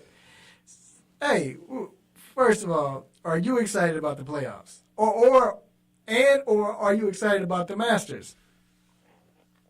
I'm excited, well, for both, and I'm assuming you're talking about NBA playoffs and not NHL playoffs, because I'm also excited for those too. But all the above, probably most excited for the Masters right now with Tiger right there, and it just kind of, we're going to know in the next 2 days. I think I get more hyped on the playoffs as we get a little bit further through the opening rounds. But Quick question, and then we'll jump into our questions. So the NHL, we hadn't talked about them. Like, I will be honest, man. I've always said, and I will take part in and watch it, NHL playoffs, to me, are the best playoffs, like, in sports. Yeah. Like, I can watch. It gets deep. I didn't, I guess because of the politics in hockey, especially after the last strike, I kind of fell off a little bit. Well, not a lot. I'm sorry, a lot. I mean, I was a big hockey fan, but I fell off. Like, I'm not even going to lie, man. It's like the Blackhawks, I guess the way they're going, It was a mini dynasty for a minute. Yeah. But no, I'm with you, Doc. It's like hockey is, I know people want to give me a stopper for it, but if you watch hockey, it is very entertaining because it's from when the game starts to the end, it's nonstop action. Not just because they're skating, but and then the announcers as well. So you know how they get. Right. Yeah. No, and it's not. I mean, there are other sports that I'm still more into than hockey, but like you said, I think playoffs, it just gets really hyped. It's nonstop. Fights like you're playing against, and in hockey, I mean, obviously in NBA, you get the same thing. You're playing the same team possibly for 7 straight games, but in hockey, they really dislike each other. So you're seeing all kinds of fights, retaliation throughout the series, where they're actually allowed to do that kind of stuff. So it gets pretty entertaining to right. me. So. And we're not going to see it technical because the other one, just because the guy rolled his eyes at the other player. So, but let's get to these injuries. We talked about it earlier on the show. The 76ers, Joel Embiid is doubtful. It's his knee.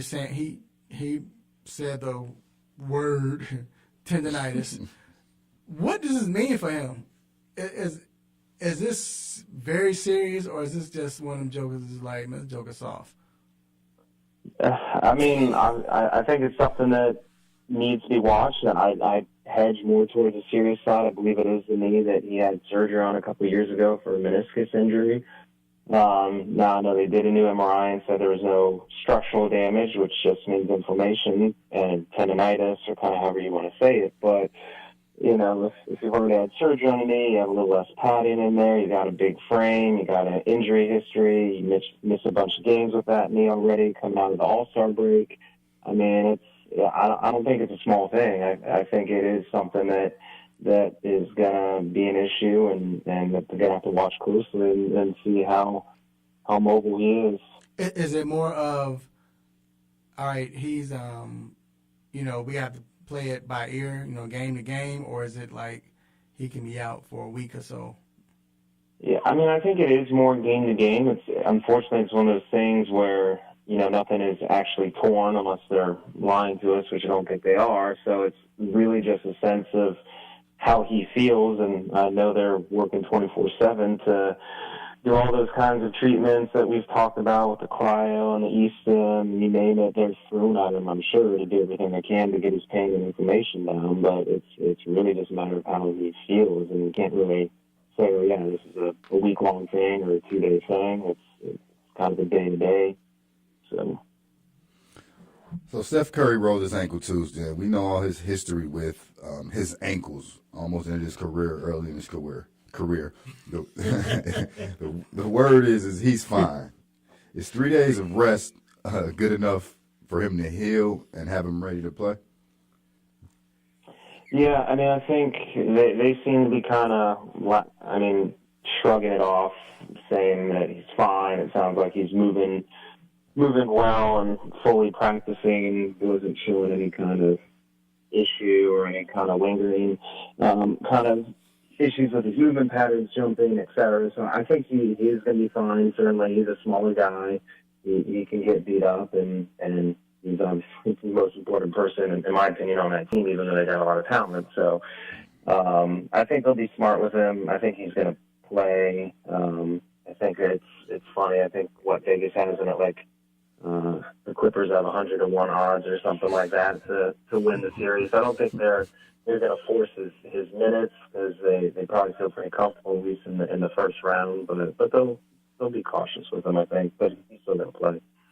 And we're here live with Dr. Donnie Fowler III, orthopedic for Ortho Atlanta, who is one of our sponsors as well. All right, Doc. So it's been a lot of rumors that the well, let me take that back. Well, I guess there has been a lot of rumors. There has been a lot of rumors about Jason Day as far as, he's played well. He's tied for the league, 7 under. His back is hurting. We know that's true, but it's been rumors that that he was on his stomach blowing balloons, to let out, I guess, I don't know, it's helping his rib cage or something, I think. But with a back injury and playing golf and knowing you have to go 36 more holes, is this more of a pain tolerance issue, or is it more than that where it can affect him throughout the tournament? I mean, certainly I think pain is part of it. Anyone who's had back issues or even just slept wrong and pulled their back, I mean, it can be pretty excruciating where even if you breathe wrong or cough or sneeze, it hurts.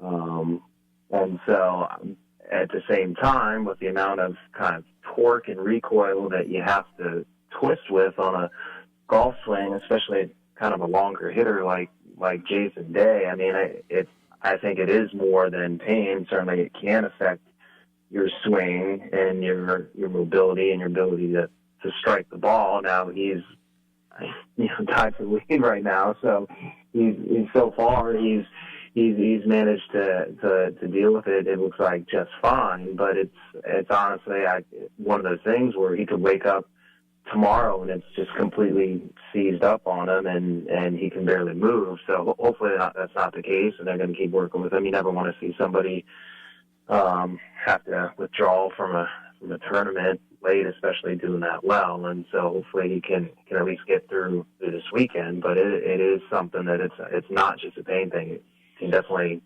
affect, and you've seen it happen with Tiger. Obviously, he's had 4 surgeries. It's not to that point, I would say, with Jason Day, but Jason Day has a history of back issues too. So yeah, it's not a small thing. Right, because he came out and said he was talking about he didn't know what he was going to do, and his wife said, "Stop acting like a little girl." So what does blowing the balloons do, Doc? I mean, I haven't heard of that technique, to be honest. I think it's just kind of gradually kind of working on expanding your thoracic area and rib cage so that you kind of get used to stretching out those muscles around your ribs and your spine. So I guess that's just a technique to do that. Now, Doc, John Less is on a 10-day injured list. Gotta make sure I say injured. IL, not DL. Right. with the strained hamstring while he's trying to race home the score in a 10-0 blowout. Can we give him a stop for that? Go ahead. Jeez, up 10-zip. He tried Stop to it. Thank you. Beat a throw. he a center fielder. But how much can that impact a pitcher with it being their hamstring? I mean, certainly, especially with that stride and follow through, yeah, the hamstring certainly is a big deal. They're saying at least one start. My guess is it will be closer. It'll probably, I'd take the over. I'd probably say it'll be 2 starts and kind of give them more of a full 10 days or so of rest to get through it. I don't think it's something severe, but they don't want it to be a nagging problem for them. The Cubs haven't obviously gotten off to the best start, so certainly they want to, I think, protect the better players so that hopefully they can kind of recover as the season goes on and not be short-handed. So we'll see. But we appreciate you for coming on, sir. And hey, man, I know you out there helping homes and things like that as far as getting men right or women right as far as their injuries. We thank you for that. They've been, I didn't tell you, my back was out in Ortho Atlanta. They came through for me, so yeah, I was. Snaps you back into play. It took a while, but yeah, they almost literally did that. But no, appreciate it. They do great work. All right, Doc. See you next week, sir. Enjoy your weekend. Yes, sir. Thanks, guys. Have a blessed. You too. Take care. Thank you. All right. It's time for some baseball talk.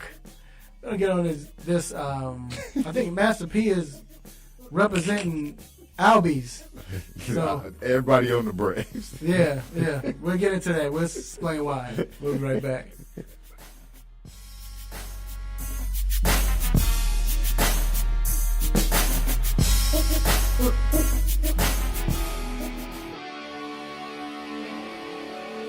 Have a sports injury? Need to see an orthopedic doctor? Ortho Atlanta is one of Metro Atlanta's largest orthopedic and sports medicine practices, providing orthopedic and sports medicine care for the whole family. With 37 physicians and 14 offices, the practice provides the highest level of care for injury of muscles, joints, bones, and spine. Ortho Atlanta offers convenient access to a full range of musculoskeletal surgeons and specialists. Ortho Atlanta also offers on-site physical therapy, pain management care, MRI imaging, and workers' compensation care. The Ortho Atlanta Surgery Centers in Austell and Fayetteville provide cost-effective, same-day surgical procedures in an accredited outpatient center. Hip, knee, shoulder, back pain? Ortho Atlanta has you covered with specialists in all areas. Same-day appointments, orthopedic care for the whole family. Ortho Atlanta, Atlanta's choice for orthopedic and sports medicine care. Learn more at www.orthoatlanta.com.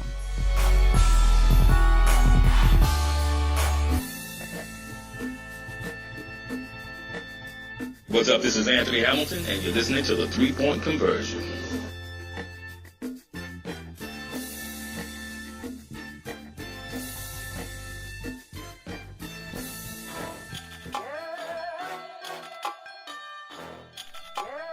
All right, we are back inside the 3-Point Conversion Sports Lounge. All right, so the Atlanta Braves. So we have a stop it button. We need, I don't know.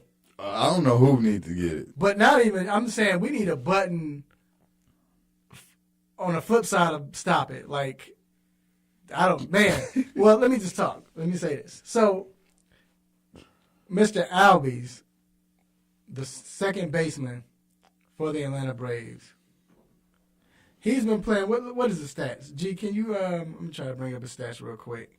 But he's been playing very well, right, this year. He started off hot at least. He played well last year. He was that was his rookie year last year, and he at the end he kind of tailed off, but because he hit 20 home runs last year in the first half before All-Star break. So if you could pull up his stats, G, I'm trying to right now, but right now he's got hitting .302. He has 1 homer, 2 RBI, 2 steals. And he I think he leads off now. Is he leading off? I think he's leading off now. Then switch. So, but that's great as a leadoff man, right? And again, as a rookie, he started the year off last year in the first half of the season before the All-Star break with 20 home runs. So we just saw Ronald Acuna. What did he get, D? 8 years for 100. And they're talking about he might be the best young player in baseball right now. And I don't know why he signed that. Right. So this week, or what was it, 2 days ago, Albies they offered him 7 years for $35 million and an all-you-can-eat card to go to Corral. And he took it. 7 years for $5 million. Man. A year. That means that Josh Donaldson, who signed a 1-year contract for $23 million, is making $12 million less than him on a 1-year deal. On a 1-year deal. So the Braves must have got somebody back there with that thing on him or something, making these people. Because even the Acuna deal, he signed for 8 years for $100 million, but that breaks down to what a year, about 12. Well, the way that Acuna's contract is set up, he won't really start seeing that money until 2022. Right, because he's still on his rookie deal. Well, yeah. Well, he's making like he made $465,000 last year. He's making $1 million this year and $1 million next year. So, and the reason why I brought up, I don't know if they get a signing bonus or they do like the NFL, this stuff is guaranteed, and we're going to pay you this much up front.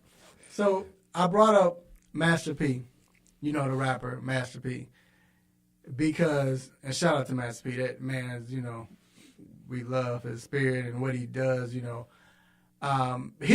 opened up an agency, a sports agency, right?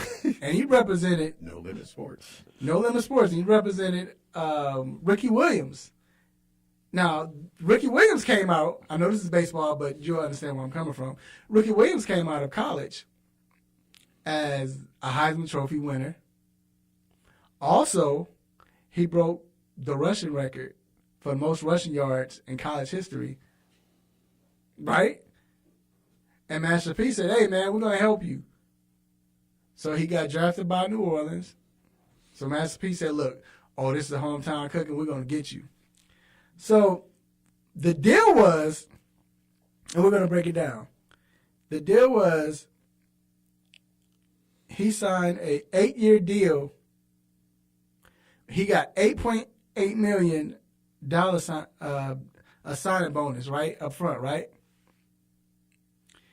And the rest of his contract for 8 years was $2.3 million. Not a year. $2.3 million. Okay.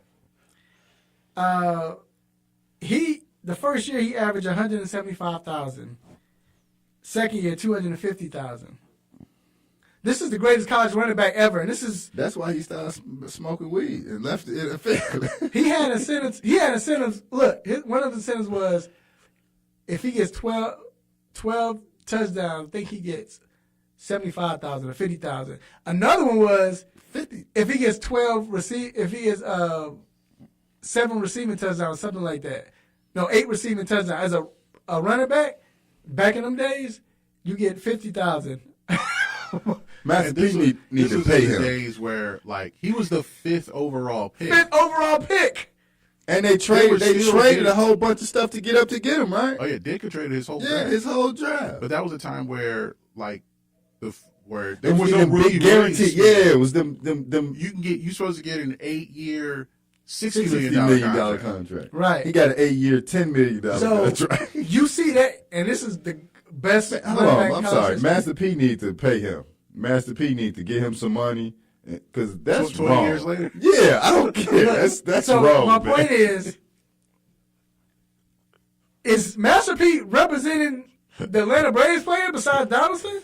Man, it must be. And when people getting $300 million, $400 million, and I know who didn't represent him. It wasn't Scott Boras. It sure wasn't. It sure wasn't. Neither one of them. No, you said it right. So I guess you said it right. It sure wasn't. Right. And I guess so this is what I'm gonna do. So I'm gonna give Acuna a little bit of bonus because he actually had the 3rd biggest contract pre-arbitration eligibility. However, the 8 years is the part that make it bad because Trouch was 6 years for 144, and I think Alex Bregman's was 5 years for 100 or 6 years for 100. So it's just that 8 years, 8 years for 100, dude, you get $12 million a year. Right. So, I don't know. The Braves are 7-6 right now. Cunha's balling. The bats are playing. Right. They didn't play well last 2 games, but pitching has been dominant, but I don't know. I'll keep Albies on my team for the rest of his life if he's going to play for $5 million. And real quick, shout out to, what's my man in Kansas City Royals, the center field, the fast guy. So his name just slipped. Billy Hamilton. Okay. So this man, I don't know if you saw it, but I wish I should have told G so he got the video. This man got home on a sacrifice fly, right? From second base. From second base. A sacrifice fly. Did they throw the ball to wrong? No. Like dude didn't know he was going. Dude caught it and he stumbled just a little bit. Nothing like just a regular. That's crazy. And Billy just took kept off. running. Yeah, he needs some props for that. That's like I'm watching that video in a minute. Crazy. Yeah, that's crazy. Shout out to Billy, man. Billy Hamilton, shout out because that was crazy. Right, like Billy. You remember life? Yeah. All right, we're gonna take a quick break and we'll be right back. Ma'am. All right.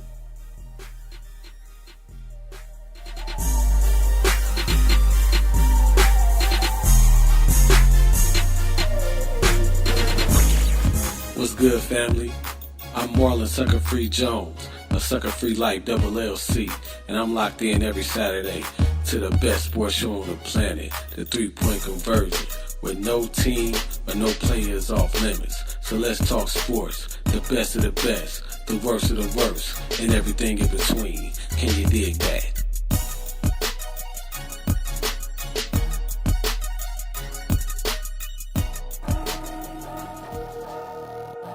It's time to get in the mind of Mr. Controversy and the Intellectual with What's on My Mind.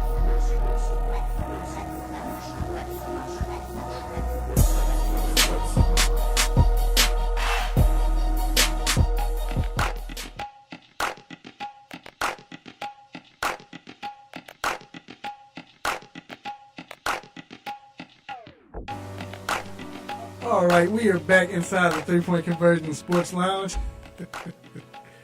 Man, that intro was like the Temptations intro, wasn't it? Yeah. Ain't no way to come in. But this next segment, What's on My Mind, is brought to you by Sucker Free Life LLC. Make sure you live your truth for the world to see, because everyone can be sucker free. You can get your apparel today on Facebook.com/Sucker Free Life LLC. That's SUCKA. All right. So, the segment is What's on Our Mind. This is where we get to talk about what's on our mind.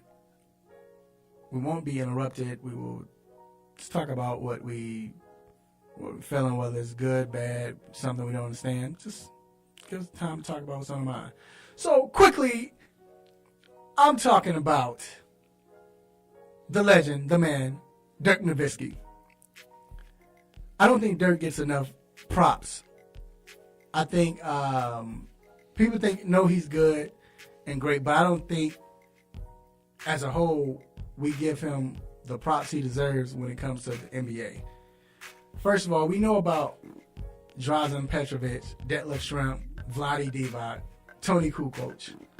Those are big names, Vlade's in Hall of Fame. But it still was just sprinkled. Vlade started, I think Sabonis come in, he came in around when Dirk came in. But you had Dino Raja, people like that. But it wasn't big. But when Dirk came in, here comes a 7-footer who shot 3-pointers and shot it like he knew it was going in, which of course they did. But also, it made everyone aware that, look, let's find the next Dirk. Better yet, let's find the next superstar. Because think about it. Besides Petrovic, Detlef made an All-Star once or twice. But who was a star from overseas? No one. Then we see Dirk come in. But then Dirk started the step back. As far as he pulled up with the leg up, which inspired Durant. You hadn't seen a player who was 7 foot, who could shoot the 3, still post you up, and could face you up too, and put a team on his back. that hadn't been done. We hadn't seen that. And I think we don't give him enough credit for that. He's a great player. He put a team on his back. He won a championship. People say, well, you had Jason Kidd. Jason Kidd was 39 years old. I don't know how old he was, but he was old. Jason Terry was old. But this guy, Dirk, like I said, for him to put a team on his back and to, I guess, start a new wave and open up the doors for Europeans, we have to give it to him. And I salute Dirk, my man. Definitely salute Dirk. Definitely first ballot Hall of Fame. So what's on my mind today? 3-time NBA champion, NBA Finals MVP, 13-time NBA All-Star, All-Star Game MVP, 2-time All-NBA First Team, 3-time All-NBA Second Team, 3-time All-NBA Third Team, 3-time All-NBA All-Defensive Second Team, 2009 NBA Scoring Champ, 2004 All-Rookie First Team, Consistence Team First Team All-American, Third Team All-American in 2002, Conference USA Player of the Year, number 3 retired by Marquette. I'm talking to y'all about Dwayne Wade.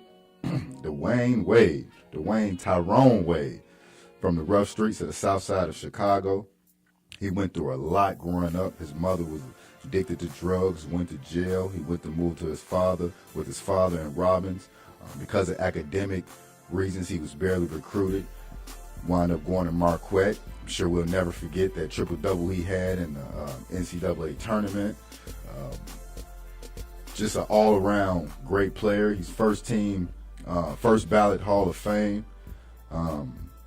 For me, he's probably the third best shooting guard of all times. To me, he's better than Paul Pierce. I know that's been a big thing the last few days about Paul Pierce and how much what he would have did. His 2008 year, 2008 or 2009, whichever one of the years. I think it was a 2008, 2009, when he had that great year after those Olympics. I think he should have got MVP that year.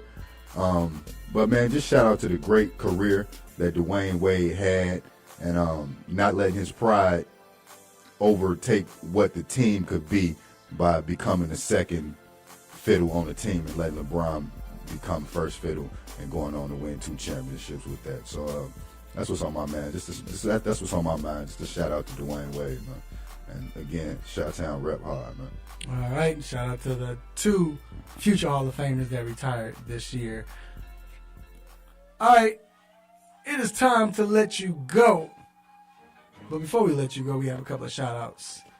And please stay tuned because you might get one. First of all, shout out to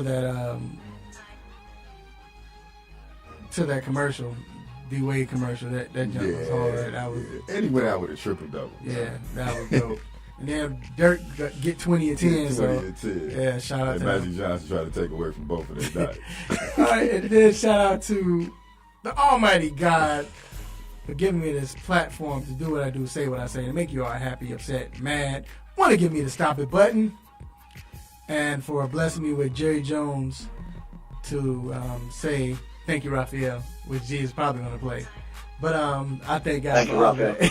So, also, I want to give a shout out to all our sponsors: Seneca's Barbershop, Salad Express, Ortho Atlanta, Sucker Free Life LLC. Also, I want to thank G. Well, thank my guest first. Sorry, G. Thank my guest, Dr. Fowler. Of course, he's not a guest, but Dr. Fowler for coming on, and also Keith Pompey from coming on and giving us the insight on the 76ers. And thank G for doing what you do, man. And my co-host, The Intellectual. Appreciate you, bro. Always, man. Like you said, definitely shout out to God for always bringing us together to make this show be great and everything else we do out through the week. Shout out to friends and family, everybody that listen. Like I always say every week, we can't do this without y'all. Especially shout out to the boss lady, Sean, for listening. Appreciate you for finally tuning in. You heard it. You see how great it is. So definitely tune in every week. We definitely need that support. And again, just thank y'all for always listening, man. All right, I want to thank my family, beautiful wife, children, aunties, uncles, nephews, nieces, cousins, brothers and sisters, grandparents, and play cousins and all. Make sure you all love family. Let them know that you love them while they're still alive. Eat good. Watch sports. Plenty of sports to get into. Keep up with Tiger. Of course, see what he does. And, of course, the playoffs and NHL and NBA. But also, like I said, man, just have a great time and be safe. Till then, next week, same time, same show, same crazy host, same sports nonsense. Will you miss me? I'm out. Peace. Peace. You just got done listening to the 3-Point Conversion Sports Lounge. Be sure to follow us on our Instagram, Twitter, and Facebook accounts at the 3-Point Conversion. And also make sure you check out our website, the3pointconversion.com. Be sure to follow us live and listen every Saturday morning at 10 a.m. Eastern.